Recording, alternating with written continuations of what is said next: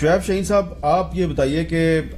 کل تو آپ کی جو بار ایسوسی ایشن ہے وہ ٹالرنس پہ ایک سیمینار بھی کر رہی ہے، لیکن یہ بتائیں کہ یہ آج جو ایک حکومتی اتحاد کی پریس کانفرنس ہوئی، کیا آپ نہیں سمجھتے کہ یہ پاکستان کی جو ہماری سیاسی اور عدالتی تاریخ ہے اس کا ایک بڑا ہی افسوسناک پہلو ہے کہ ایک پوری کی پوری جو رولنگ کولیشن ہے وہ 3 ممبر بینچ کو کہہ رہی ہے کہ نہیں ہمیں اس پہ اعتماد نہیں، آپ فل کورٹ بنائیں؟ میر صاحب، میں سمجھتا ہوں کہ یہ افسوس کی بات ہے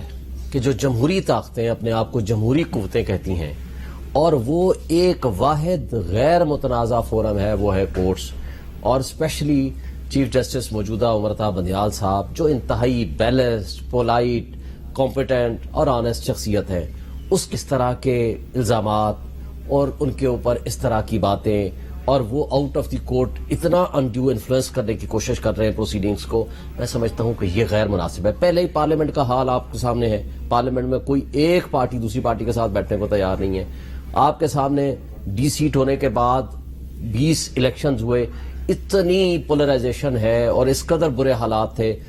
اچھا ہوا اللہ نے کیا کہ کوئی بڑا حادثہ نہیں ہوا اور الیکشن ہو گئے۔ پھر اسمبلی میں جو کچھ ہوا ہم اس کو میرٹ میں نہیں جانا چاہتے، لیکن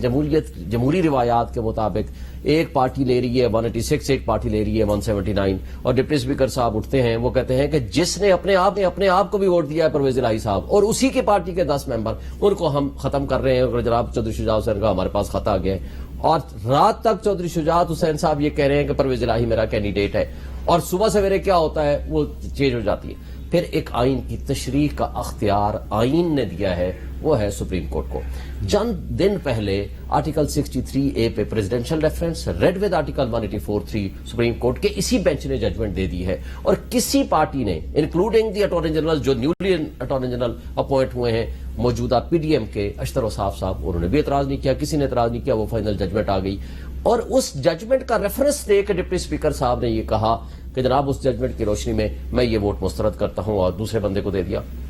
میٹر کورٹ میں آ گیا اور کورٹ نے دیکھیں بڑا ریسٹرینٹ کا مظاہرہ کیا۔ پرسوں یہ فیصلہ دے سکتے تھے، اور انہوں نے، کیونکہ اس وقت فیصلہ اس لیے دینا ضروری تھا اور آسان بھی ہے کہ ججمنٹ اس موضوع پہ آلریڈی آ چکی ہے، صرف یہ دیکھنا ہے کہ کیا وہ جو رولنگ ہے within the limits of that judgment ہے، within the limits of that constitution provision article 63 ہے یا نہیں ہے۔ اس سے زیادہ انہوں نے کچھ نہیں دیکھنا، اگر تو ہے تو وہ اپہولڈ کر دیں گے، اگر وہ نہیں ہے تو نلیفائی ہو جائے گا، سیٹ اسائڈ ہو جائے گا۔ اور آج سے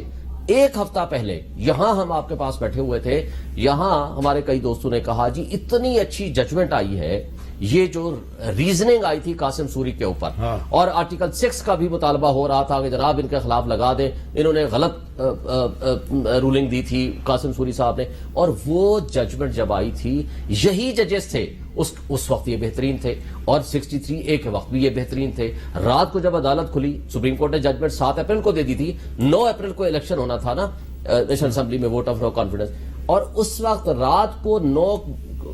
تاریخ کو 12 بجے جب کورٹیں کھلیں اس وقت دوسری پارٹی اعتراض کر رہی تھی، اور یہ سپریم کورٹ بار اور سب وہاں پہنچ گئے، انہوں نے کہا جی عدالت کھولے اور جناب کنٹمپٹ آف کورٹ کرے۔ ہمیں نہیں پتا کیسے ہوئی، پرزنرز وار بھی آ گئی، پرزنرز وہ کیا نام تھی جی، وہ وین آ گئی، اور ایسے حالات پیدا ہو گئے کہ جناب ابھی ڈپٹی اسپیکر صاحب یا اسپیکر صاحب کو اٹھا کے لے جایا جائے گا اور کنٹمپٹ لگ جائے گی۔ دیکھیں یہ اگر سارا کچھ درست تھا تو آج وہی ججز ہیں، وہی بینچ ہے، اور ان کے ساتھ آپ پرسنل نہ ہوں۔